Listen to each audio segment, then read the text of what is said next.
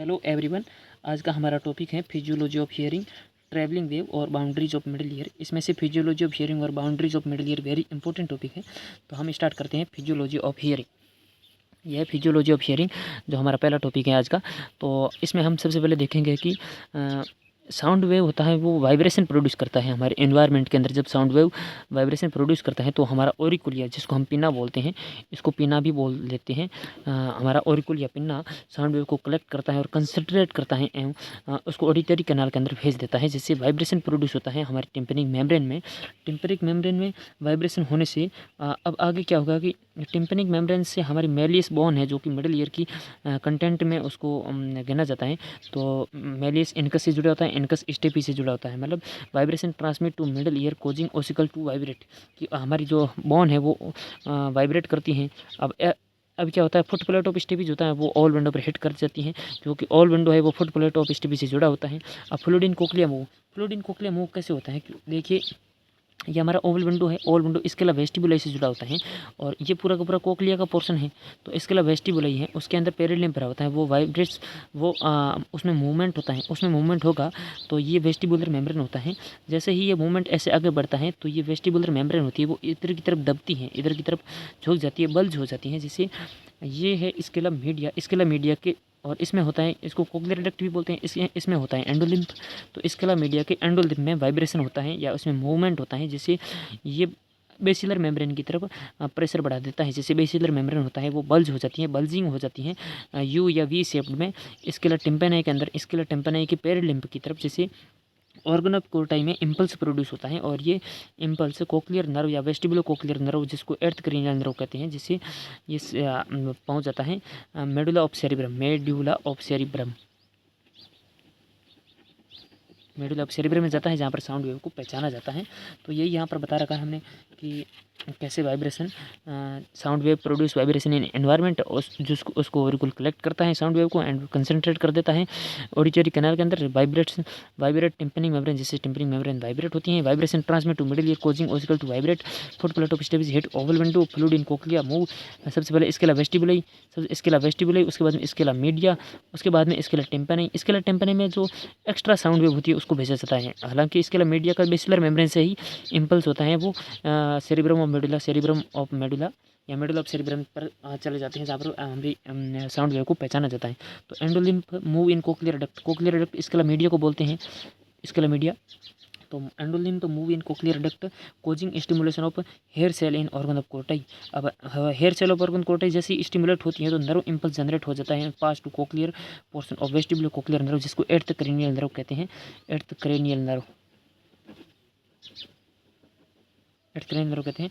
और इसे transmit of medulla to cerebrum, ठीक है। और इससे हमारा जो नर्व इम्पल्स है उसको वेस्टिबुलो कोक्लियर नर्व से मेडुला के सेरिब्रम में पहुंचाया जाता है, वहाँ पर इसको पहचाना जाता है। तो हमारा दूसरा टॉपिक है boundaries of middle ear. Boundaries of middle ear very important topic है, इसको हम पढ़ेंगे अभी। हमारा टॉपिक है boundaries of middle ear. Middle ear की बाउंड्रीज याद करने के लिए हमें एक वो डायग्राम जो पहला मैंने बताया था, इस डायग्राम को दोबारा से देखते हैं। ये वाला पोर्शन है, ये मिडिल ईयर है, ओके, मिडिल ईयर है। तो ये इधर ओरिकुल पिन्ना है। ओरिकुल पिन्ना आपको पता है कि लेटरल पोर्शन में होता है, तो मिडिल ईयर का ये लेटरल पोर्शन हो गया और ये मिडिल पोर्शन हो गया। तो आप लेटरल बाउंड्रीज की बात करें तो लेटरल बाउंड्रीज मिडिल ईयर की केवल और केवल ये होती हैं। और ये क्या होता है आपको पता है, ये टिम्पैनिक मेम्ब्रेन या ईयर ड्रम है। तो इसकी लेटरल बाउंड्रीज क्या हो गई, टिम्पैनिक मेम्ब्रेन, जिसको ईयर ड्रम कहते हैं।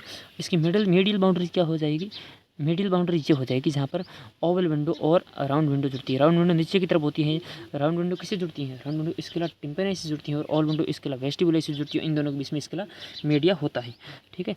तो अब बात करें मिडिल वॉल, तो ओवल विंडो को फेनेस्ट्रा वेस्टिबुलाई इसलिए कहते हैं क्योंकि ओवल विंडो स्केला वेस्टिबुलाई से जुड़ती है, तो ये वेस्टिबुलाई। और राउंड विंडो को फेनेस्ट्रा टिम्पैनी इसलिए कहते हैं क्योंकि राउंड विंडो स्केला टिम्पैनी से जुड़ी होती है। अब एंटीरियर वॉल की बात करें तो मिडिल ईयर की एंटीरियर वॉल होती है, वो एंटीरियर वॉल के अंदर आता है यूस्टिकिन ट्यूब। मैंने पहले बताया था आपको पहले लेक्चर में कि यूस्टिकिन ट्यूब, जिसको ऑडिटरी ट्यूब भी कहते हैं, जिसकी लेंथ 34 मिलीमीटर होती है, इसको याद रखें, ठीक है। तो इसकी एंटीरियर वॉल में आती है ऑडिटरी ट्यूब या यूस्टिकिन ट्यूब। यदि यूस्टिकिन ट्यूब एंटीरियर वॉल में आएगी तो टेंसर टिम्पेनी मसल है उसकी एक कैनाल होती है, जो यहाँ से एक कैनाल ओपन होती है, ये भी एंटीरियर वॉल में ही आएगी, क्योंकि टेंसर टिम्पेनी मसल की ओरिजिन होती है वो यूस्टेगन ट्यूब के कार्टिलेजिनस पोर्शन से होती हैं, इसलिए इसकी एंटीरियर वॉल में आ जाएगी टेंसर टिम्पेनी मसल और ऑडिटरी ट्यूब आ जाएगी। और इंटरनल कैरोटिड आर्टरी को भी याद रख सकते हो। पोस्टीरियर वॉल में आता है ऑडिटस टू एंट्रम, रूफ ऊपर की तरफ आता है, टैगमेन टिम्पेनी फ्लोर नीचे की तरफ, जुगलर वेन या जुगलर वॉल कहते हैं उसको। तो ये हो गई हमारे मिडिल ईयर की वॉल हो गई। और अब बात तीसरा टॉपिक हमारा है ट्रैवलिंग वेव की, साउंड वेव कैसे ट्रैवल करती हैं उसको हम पढ़ेंगे अभी। ट्रैवलिंग वेव देखें तो उसका ये रहा travelling wave. Movement of foot plate of stapes against oval window के अगेंस्ट स्टेपीज होती हैं वो मूवमेंट करती हैं। Causes movement of perilymph in scala vestibuli, ये अभी बताया वही है ट्रैवलिंग वेव और कुछ ना है। पेरिलिम्प होता है स्केल वेस्टिबुलाई का, उसमें मूवमेंट होता है। It immediately hit the vestibular membrane near all window, कि जो वेस्टिबुलर मेम्ब्रेन होती हैं उस और इधर पेरिलिम्प है और वेस्टिबुलर मेम्ब्रेन के नीचे ये स्केला मीडिया है, तो यहाँ पर एंडोलिम्प होगा।